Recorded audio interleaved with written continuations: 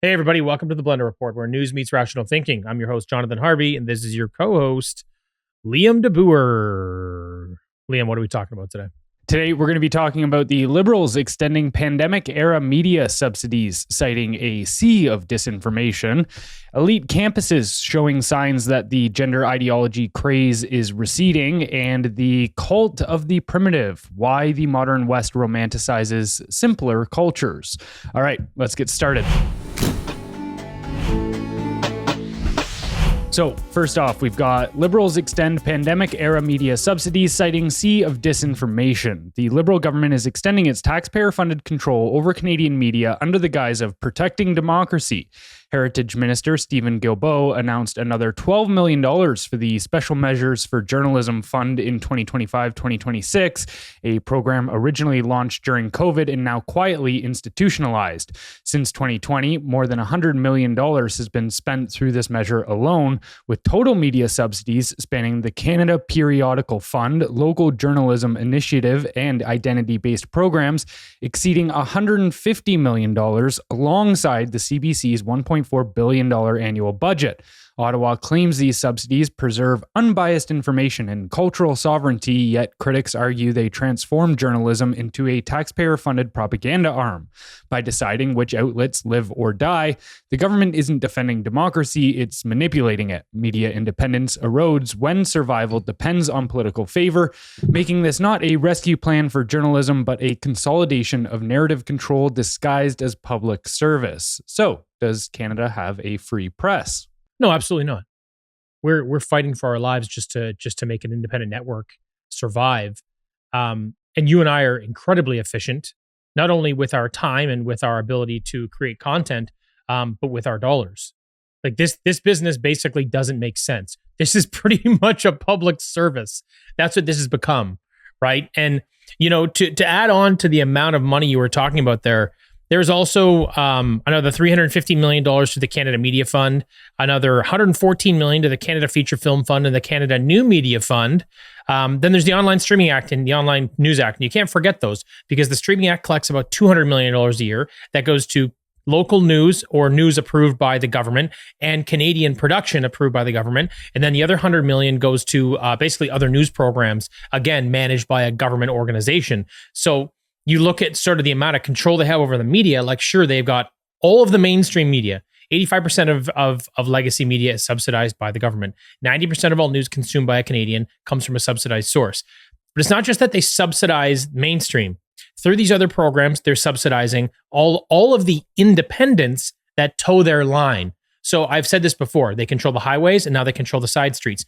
But here's the other thing is they're also controlling the content that's flowing through a lot of these things. So it's not just, hey, take our money if you'll say what we want you to say. Here's more money for another arm of this for the production side to make sure you're creating content that we like as well. And then through the various other legislative pieces like the Online News Act and Streaming Act, they're forcing these platforms, these international platforms, to show more Canadian content. So when they say this is about fairness and saving democracy in a sea of disinformation, that's fucking bullshit. That's all it is. I don't know how independent media or independent thought will survive in this country if they continue to tighten the noose. And then when you look at the incoming bills, when you look at C9 and C8, C36 or 63, whatever one it is now, I forget.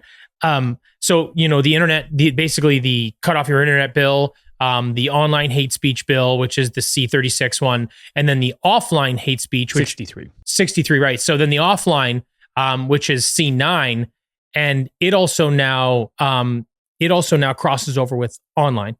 So there's no free press here. Not at all. Yeah. And I wonder, like, how do we get our hands on some of this money? Like, when seeing these totals tossed around, being like, all right, there's conceivably $1.6 billion. 2.3 okay, was my total that I actually racked up. I did it today. I was like, oh my God. I can't even get a mil of that. I know. Like, come on, I don't need much. But that goes to show, like, you know that if anybody like us, or whether it's a Rebel News or any of these kind of, say, more alternative dissenting platforms, they're not giving us any money. at all. We're the sea of disinformation. Yeah. They've got $2.3 billion weaponized against people like us. Yeah. What a joke. But I think the part that bothers me most about this, other than just the essentially waste of taxpayer dollars in the constant propaganda, is also just what they say they're doing it in the name of. Like even this, like cultural sovereignty.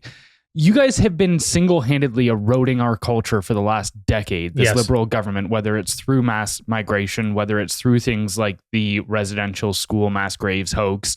You guys have been attacking Canadian identity. I mean, again, Trudeau said in 2015, a month after getting into office, right, that Canada's the first post-national state, a state without an identity. And then so it's like, how can this, because again, these are all the same people that are in the current liberal circle as to were in Trudeau's, in his PMO staff and all of that kind of stuff, and a lot of the ministers. But so...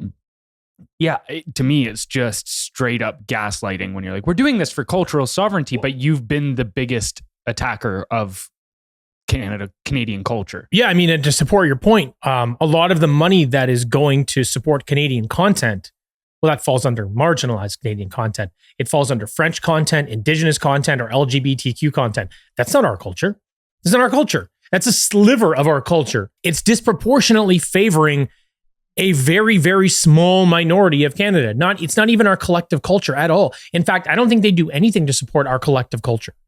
Even the one that they're trying to erode. Like, I just don't think, like, there's nothing about, what Canada is today or what Canada represents for a lot of people. None of the money goes towards any of that whatsoever. So yeah, it's just brutal. I think the last thing here is to remember what they mean when they say disinformation, right? So the Atlantic Council, which is a think tank down in the States, but they're very much part of that global institution, that global movement.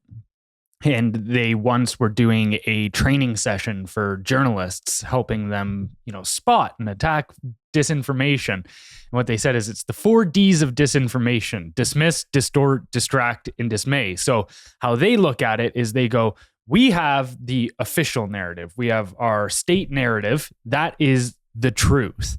And then disinformation is anything that dismisses our narrative, distracts from our narrative, distorts our narrative, or causes dismay or like negative emotion towards our narrative. And so you go, oh, so it's not actually about objective criteria of, is this true or false? It's, we establish what is true, and then anybody that tries to detract from that narrative is disinformation. It's very candy cane, candy corn, and syrup.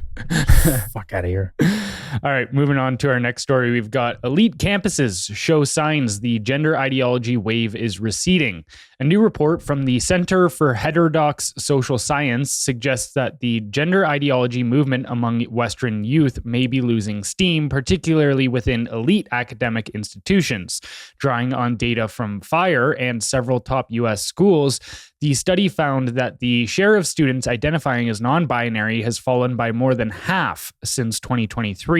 Across 60,000 undergraduates surveyed, the percentage identifying as something other than male or female dropped from 7% to 3.6%. While not a national picture, this trend is significant because cultural fashions often begin and end among the elite. Psychologist Rob Henderson's concept of luxury beliefs helps explain how ideological trends trickle down from privileged circles before losing credibility. If this shift continues, it could signal a broader societal correction after a decade of ideological excess, institutional capture, and harmful medical interventions promoted under the banner of gender affirmation. So, could this be the first sign that culture is beginning to re-embrace biological reality? Yeah, I mean, I think this is more than the first sign. I think it's like the second or third. Love him or hate him, I think Trump moved the country in the right direction with a lot of this stuff. When you saw the Biden administration, we're really when you saw the Obama administration come to an end, it was there. And then when you saw everybody push back so hard against Trump, that actually created this really, really large division where people were basically willing to go further down their ideological line just to prove a point. Kind of like women taking Tylenol now because it can be connected to autism. It doesn't cause it, but it's connected because of what it does to your body when you get vaccinated. So people just are like, well, look, I'm gonna need a whole bottle of Tylenol. Some people are really suffering from that. I'm pretty sure some pretty bad things happened after that. But again, it just shows people are willing to, their Trump derangement syndrome, for lack of a better term, is so real that they'll do anything in opposition to what he says. So when he was in office, the first time, I think a lot of this stuff really caught fire. It really started to make some moves. And he was just so turned around, and he had basically most of the government working against him, that I don't think any of these things were on his radar. Plus, I also think they were, again, they were really hitting the hockey stick part of growth in terms of, mass adoption. And then through the Biden administration, not only did they support it, they promoted it, they funded it, they changed Title IX, they did a lot of crazy shit. So what happens, these kids are going to do things that are rebellious in school because they're ideological and all this other crap. And I get it, it's a phase. But when the government is then supporting and promoting it, and not only that, incentivizing it and rewarding younger kids for it before they're even really in the rebellious phase, these young kids, 12, 15, that kind of shit, it really gets a foothold, right? So I think a lot of this was really amplified because of a political stance. And I think now that Trump came in, he's like, whoa, this is getting out of hand. So we're going to pull all the funding for anybody that's basically endorsing or enforcing, rather is a better word, anything from the new Title IX stuff. No more boys and women's sports. We're done with that. No more boys and women's change rooms. And there are severe penalties for doing so. So that came out, and that for me changes things on the institutional level. But it also changes things sort of in the zeitgeist. People go, oh, I don't have to play this stupid game anymore. Because a lot of people, and like you said last time, I think the study was in Canada, the number of kids, it's like over 50% in post-secondary school that won't be honest with how they feel about things because they feel if they don't toe the liberal line, they will be ostracized. So when you have someone like Trump coming out and saying, no, actually, that's illegal now, we'll take all your funding, it permeates in a lot of other ways. And people go, oh God, finally, I can stop playing this stupid game. So I imagine what this did was Trump being the first, this being the second, this being sort of the knock-on effect of that, is people are starting to not just re-embrace biological reality, they're able to get out from under this spell. Now, at this point, I believe it's just the ones that didn't want to play the game. I think it's a lot of them, a lot of those guys that are like, I'm going to stereotype here for a second, but probably a lot of the good-looking jocks that are like, yeah, I'm non-binary because I want to get laid. Because if I'm not a part of this ally group, I don't think that was happening at all. Oh no, I know it was. I know. Jocks? I know a number of people that you'd be like, this doesn't make any sense that they're participating in this game. In Canada, I know people personally in Canada that was going on, and like even talking to the parents, they're like, we know it's bullshit. We know they're not doing it because we're letting it pass because they're not doing anything other than just flagging or signaling, hey, yeah, sure, whatever, so they can be a part of these groups. So it's social pressure, right? And again, I'm not sure that's happening at scale, but I would imagine this is, again, the people that were buying into it for the sake of fitting in. I think that's who you've got now. I think the third one is when people that were somewhat convinced by this nonsense, when they start backing out, I think it'll have a lot of momentum and hopefully come to an end. And look, just to kind of contextualize where I probably don't need to, if someone feels like they're a part of some other gender group or whatever, or LGBTQ or anything like that, I don't care. Good for you. Go be a part of that. If that's who you are and that's what you think best represents you, go nuts. Just do it when you're over 18 and just do it on your own and don't push it on other people. I have no problem with people expressing themselves in that way. It's just that it's disproportionately out of whack and it's become part of policy, which is the real issue here. I get the added context, but I think we're so far past that, especially when you've got these institutions that are shoving it down their throats and refusing to back away from these kind of things. Because the reality is that, for a lot of people, this isn't just going and expressing themselves. It's nice to think of it that way, but a lot of these kids, especially the ones that end up on hormone blockers and stuff, it's like they have irreversible damage for the rest of their life. Oh yeah. That's a group that I think is going to take a while to get to, for sure. When you make those kinds of decisions, I think you overly commit to identifying with this group of people. I think you're gonna fight it tooth and nail to pull your way out. Mm-hmm. I thought the most interesting part of that study, though, was the correlation between. Now, again, this doesn't mean it's causation, but the correlation between anxiety and depression rates going alongside those non-binary identifications. So as you watch depression and anxiety start to fall, which I believe was probably largely because of COVID and those policies and the lockdowns and isolation and all of that kind of stuff, then you're starting to see that at the same time, those people identifying as non-binary or a separate gender, a different gender, are starting to decline along with it. But that goes completely in line with Hannah Barnes' book, Time to Think, which was about the Tavistock Clinic, and how the vast majority of those kids in there not only had psychological issues, whether it be like anxiety or depression, but they had 5 interlinking issues, like major issues, whether it was abuse at home, all of this kind of stuff. And so, yeah, this is what ended up getting sold to these kids that were in a very difficult place and time. I mean, and I can understand it. Like, dude, you even just look at what's going on in the world when it comes to technology and all of this kind of stuff. Like, this is definitely starting to send humans haywire. Agreed. Just the rate of change in the world.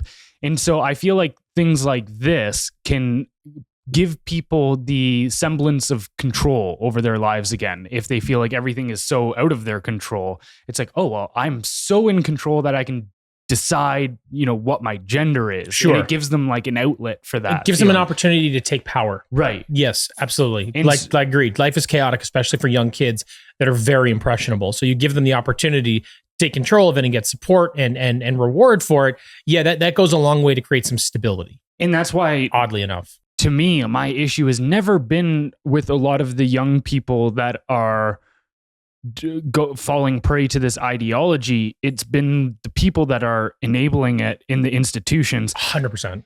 The doctors that are giving these kids chemical castration drugs that are mutilating them through surgeries that often have major side effects down the road. Pretty much always.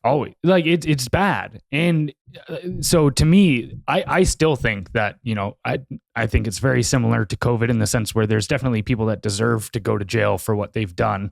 And I actually bet too, what you'd see is that it's a small number of institutions that have done the vast majority of these surgeries and such. And so I actually don't think it would be a terribly lot of people, but I do think that there's definitely people that deserve to go to jail for what they've done to a lot of these kids. Yeah, no, I mean, I agree. I think there's 2 really big sides to this. One is, the group of people that are so overly identified with political ideology and a political party that it doesn't matter what they say or do. They'll scream from the top of the mountain that it's right, and it doesn't have to make any sense because they tap into the emotional part of their brains and logic is gone. Doesn't even make it. Like I think about it like with my sister, the things that she believes and says, I'm like, you're unwell. Like, that's crazy that you support these belief systems with zero objective facts whatsoever to back you up, and met with facts, all you do is either lose your temper or say something insane, or you repeat yourself over and over again trying to convince me. And it's weird from like this moral high ground. I go, you're wild, man. That just doesn't make any sense. But it's like, I'm not trying to pick on her necessarily, just to give you like an inside look of being like, yeah, when you look at this group, it's either the people that are really, really ideologically identified with their party, so they champion this kind of stuff. And then you have those other people that are predatory going, we can make a lot of money off of this. Mm-hmm. And I think that happens throughout politics. I don't think, like right now we're talking about people in the medical system. So you've got the ideological alignment, right? Championing these ideas, championing in the media as well, because again, it's part of their political strategy. And then you have the people in the medical system right now capitalizing on it. Very evil. But the same thing happens with literally everything. Look at the green agenda and all these green slush funds and all this other money people are making. Like, oh yeah, we're going to create this and do that and capture carbon. And I bet the efficiency on those projects is single digit, to be quite honest with you, the number that actually work. So you get these people that go, okay, ideological alignment, media support, and then you got this group in the bottom that is predatory. I think it happens across the political spectrum. And to be quite honest with you, I don't think it's just liberals. I think it's Republicans. I think it's all political parties at one time or another sort of leverage tax dollars in that way. This is just one of the most harmful.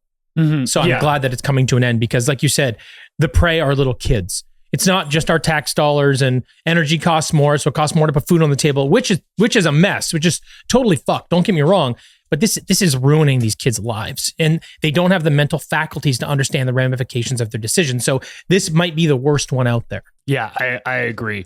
And just touching on that Rob Henderson bit, because with his concept of luxury beliefs, I definitely believe this is one.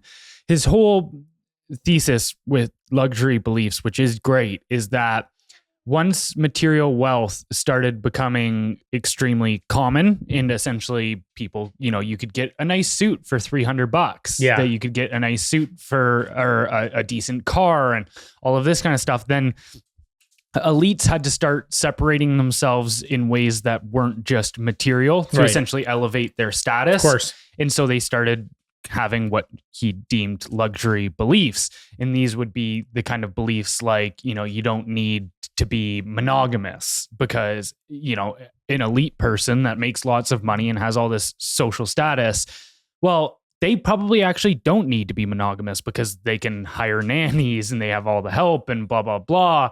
But then you've got people that are on the lower class that these beliefs end up eventually trickling down to. I mean, we're seeing it where a lot of people now marriage is not the institution it was 50% years ago. 50% divorce rate. Right. Yeah. But even too, you look at people's mentality towards it as well. It's kind of like, how often do you see now where people, have kids and then get married 5 years later? And it's just like, there's no real importance put on the marriage anymore, which I think is terrible. But societally, that's, I think, a big issue. But either way, they have these beliefs that don't incur any cost on them, elevate their status as being more moral.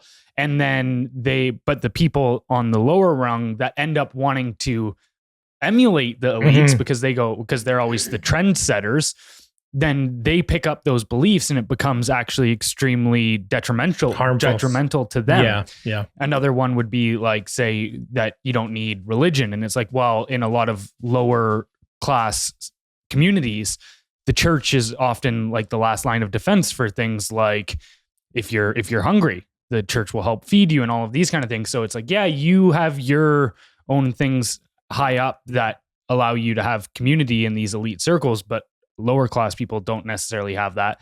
Anyways, I think this gender ideology stuff was that. I mean, we saw it definitely come from these elite circles first, and then it's definitely starting to look like it's trickling out now of those elite circles. Because too, even if you look at it, it's like, okay, if this is a luxury belief, this was supposed to like elevate my status. Well, now if the everyday people are on board with it, well, I'm over it. That toy's 100%. Not fun anymore. Yeah, if everybody's got one, then yes. And then you start to see that. So then the elite dispense with it once the lower classes pick it up, and then once the elite dispense with it, then the lower classes go, we don't need this anymore. It's kind of a top-down thing on its way in and on its way out. And so I think altogether it'll probably take five years or so for this to completely go away. But it is crazy that this is one of the first big social contagions that led to legitimate mutilation. And what a terrible cross to bear for that generation. Because you look at every generation and they always have crosses to bear, right? Everyone does, whether it's war, whether it's a bad economy, whether it's lack of opportunity, whatever it may be, tyrannical government, there's always something depending where you are. But this generation coming up right now, it's like, they've got the best the world's ever been in terms of technology, medicine, opportunity. Well, I mean, not opportunity. But in a lot of ways, the world's the best it's ever been in communication, except that they also got handcuffed with social media, bad psychological problems, mental health, and this insane shit. So it's just, you think about it, we've had our tough goes, and like I said, every generation does, but you have this opportunity to overcome it over time.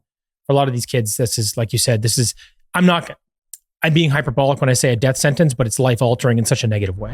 Today's podcast is brought to you by All Day Coffee. Do you love your coffee but overdo it sometimes? Get the jitters, a little anxiety, or have sleepless nights if you sneak in a cup just a little too late?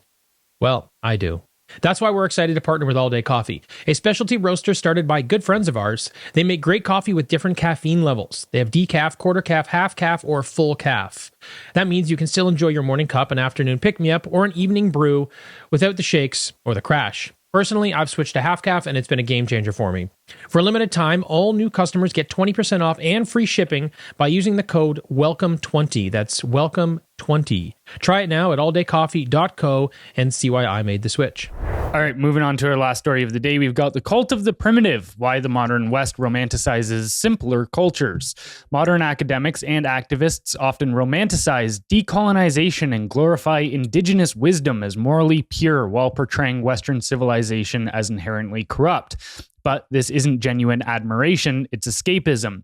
Civilization demands discipline, critical thinking, and personal responsibility, all of which many find burdensome. To avoid those expectations, they idealize simpler societies as peaceful and communal, ignoring historical realities of violence, disease, and hardship. This fantasy allows them to reject the weight of modern responsibility while feeling virtuous for doing so. In truth, those who scorn civilization depend on it completely for their freedom and comfort.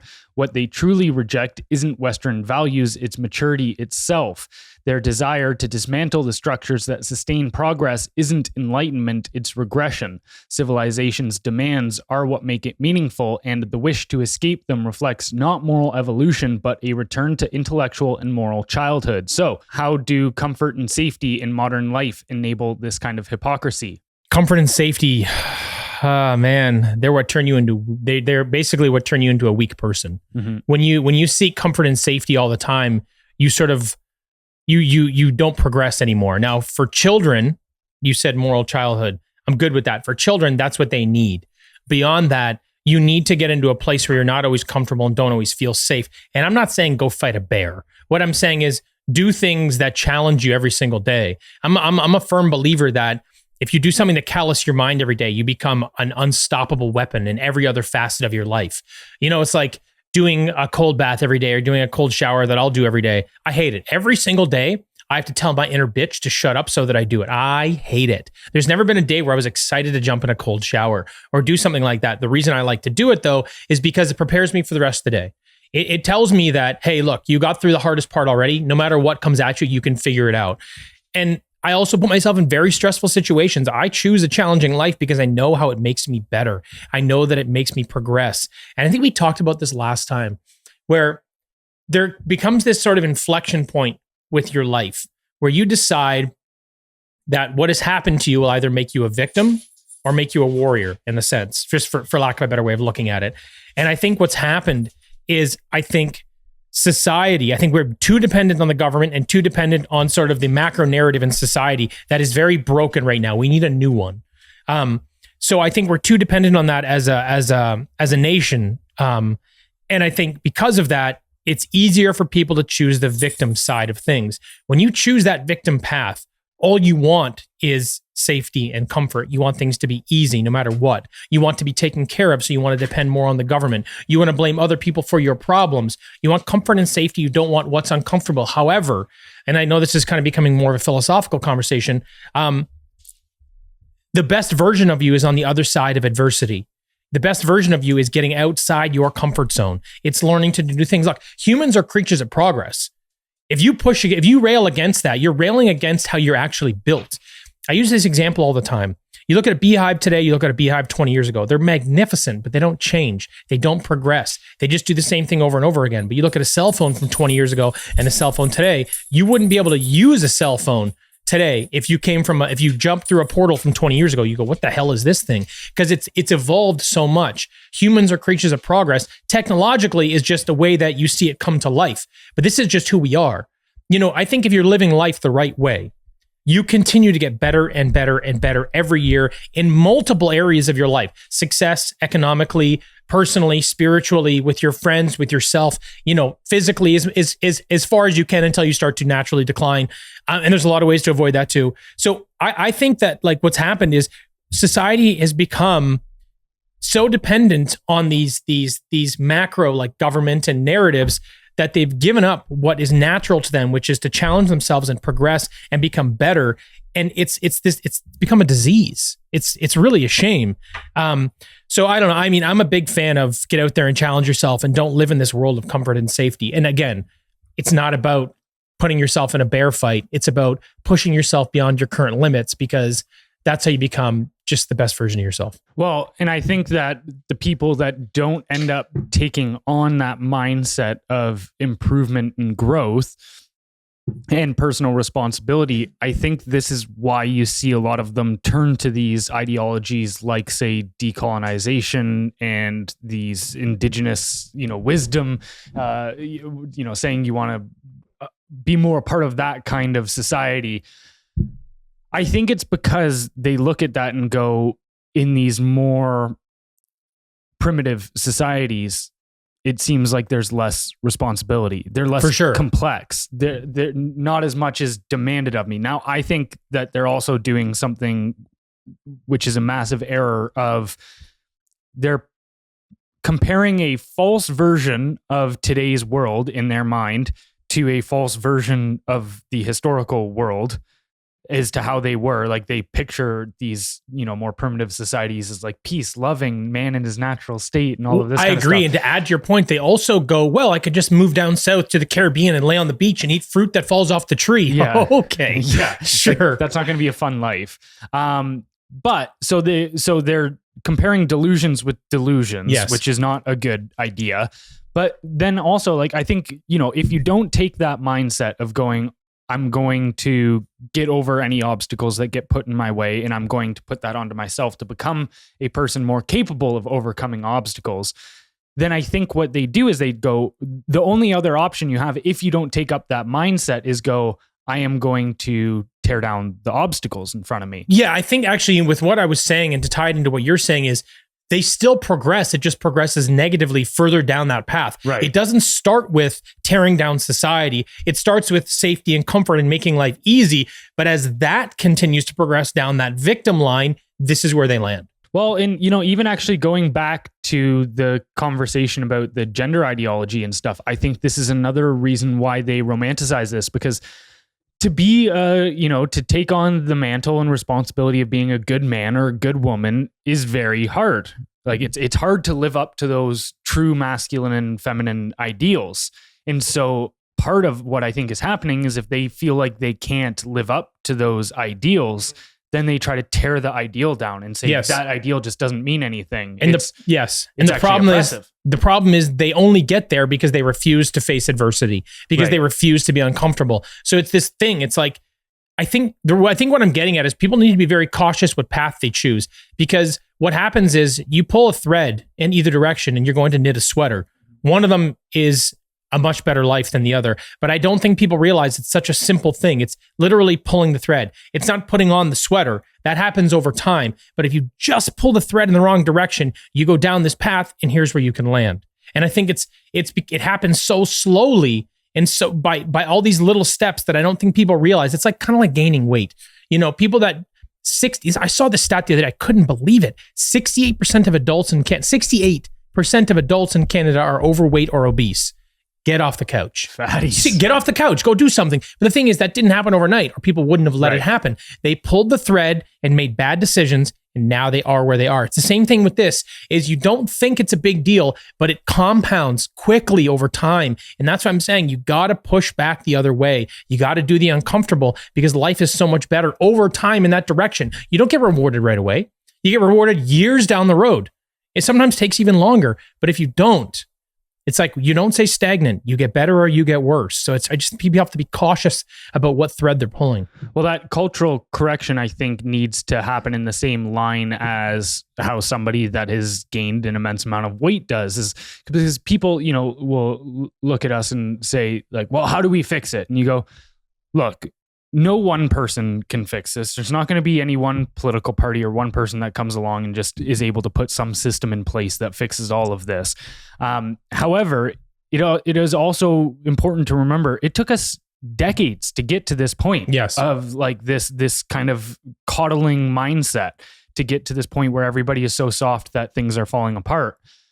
It takes the same amount of time, if not more, in the other direction to undo that. Same thing with like obesity. Well, it's actually much easier to gain bad weight than lose it. Right. Way easier. And so it's like, you have to have the same mindset towards this cultural stuff as you would for personal fitness, and going like, okay, I've recognized that for me to get to this point, it took me 3 years or 4 years of just letting my health hit the floor. And now this is where I am. So it's probably going to take me at least 3 to 4, if not more years to undo this. And I look at this cultural stuff very similarly in terms of turning the boat around on it. But I do think that other aspect that you were talking about, where people, if they fail to take up these things, then it's not even linear too, because as they start to become more averse to conflict and hardships in their life, then they actually become less, there becomes more of them. So it's like, as they get softer, then the more things that could potentially hurt them grows and expands. Yes. It's like, I think about it in terms of levels of stress. Most people can only handle a 2 or 3 level of stress. I can handle like a 9.5. I put myself in some terrible situations, and I've done so many things to challenge myself. Maybe that's a little over the top, 9.5, but it's super, super high. And I use my peer group and people I know as a reference. And I'm not being ridiculous about it. It's just what it is. I can manage stress very, very well. But most people can only manage a 2 or 3, in my observation. Sure. I don't know where everybody else falls, but that's what I've sort of seen at scale. So if you can only handle 2 or 3, that means a lot of things in your life are very stressful that you can't handle. If you get down to a 2, well, now even more things stress you out, like not getting the sandwich you wanted for lunch. And then it's, some guy cut you off on the road, or whatever it may be. Your wife looked at you the wrong way. I don't know what kind of bitch you are. So you see what I mean? This just, you keep adding to it. But for me, there's almost nothing that can shake me. Right. And again, I'm not trying to pump my own tires. I've done the work. That's why I'm saying this. But like you said, it's the longer you do this, the softer you get, the more weight you gain, quote unquote. The lower you are on the stress scale, the more problems you're going to have. Everything's a problem. Mm-hmm. So you need to continue to find easier way outs. And this is why you land here. And that's such a paradox. But yeah, it's I think it's a great one to learn as an individual, for sure, that the more suffering and stress that you take on voluntarily. Yes. Then actually the less of it in your life there will be, because you'll have a higher tolerance for it. Jocko Willink, discipline equals freedom. Mm-hmm. It's when you have a disciplined life and you do what you're supposed to do and you continue to challenge yourself, you have freedom. I have a lot of freedom in my life because I've continued to challenge myself and I have discipline. And it sounds counterintuitive, but once you start doing it and you start to see it, you'll never go back the other way. And I just want people to pull enough of that thread to go, this is the life I want. This is the life I need. You're empowered. You feel strong. You know what I mean? Like, it's metaphorically run through the wall. It's such a great thing. So yeah, I wish more people would hop on that. I think that's why you and I sometimes talk about trajectory. You and I don't just say, hey, here we are, and this is the problem. We go, what's worse is we're on this trajectory that's going to bring us over here. Right. It's going to bring you, here's what the next 2 years look like, or the next 5 years if we continue on this path. And it's the exact same thing. Yeah. All right. Anything else you wanted to add today? That is everything. All right. Before we get out of here, don't forget to head over to our Substack, where you can sign up for our newsletter, which goes out 5 days a week. That's blendrnews.com, BLENDR news.com. Thanks for watching, and we'll catch you next time. Bye, everybody.